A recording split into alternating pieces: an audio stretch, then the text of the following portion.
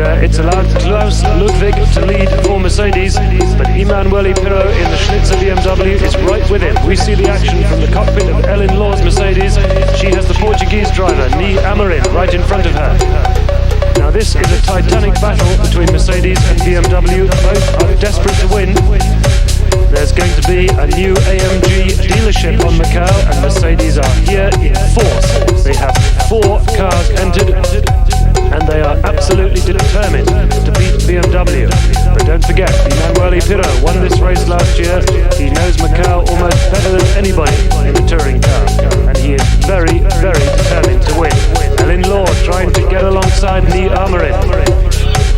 But touring cars, big cars on a circuit like this, very, very difficult to overtake. About the only place to pass in a touring car is at the end of the straight, going into the Lisboa right-hander. Look at Pirro, he's absolutely on the limit.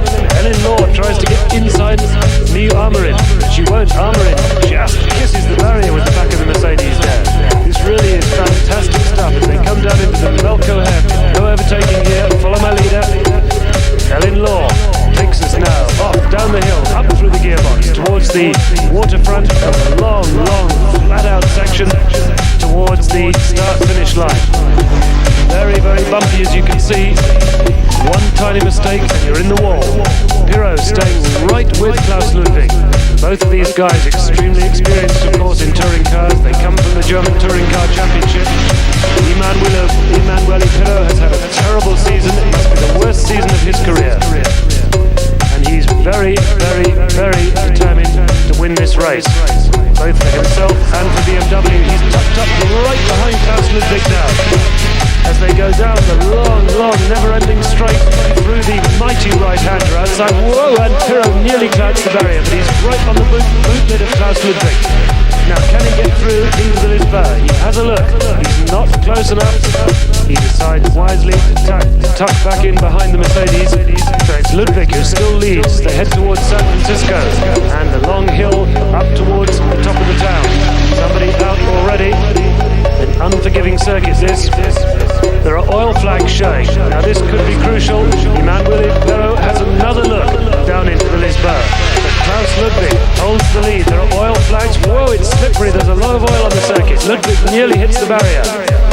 And Ludwig is slow into San Francisco. He's slow out and Pirro's alongside. This is going to be a big argument. Whoa, and Ludwig has lost it. Pirro somehow manages to avoid him. Heaven knows how. And that is the end of Klaus Ludwig's race. The Mercedes is very bent indeed. Now, we have to see that again, but Pirro was alongside Ludwig as they came out of San Francisco to accelerate up the hill. One thing is for sure, Klaus Ludwig is going to be a very unhappy man. Emanuele Pirro, and there's the remains of the Mercedes. Ludwig climbing slowly out. He will be extremely upset. I would not have thought that was an overtaking place. Emanuele Pirro obviously thought it was, and forced his way by. We see it again. Now look at this. Out of San Francisco Bend. Ludwig is slow out of the corner. There's a lot of oil down, and Pirro is very quick on the throttle. He jinks out from behind the Mercedes and is well alongside as they start to climb the hill. But Ludwig is edging in towards the stone wall on the outside. Ludwig is holding his line. He must have seen Pirro. He could not have missed him. And what happens is that Ludwig tries to shut the door on Pirro. They touch.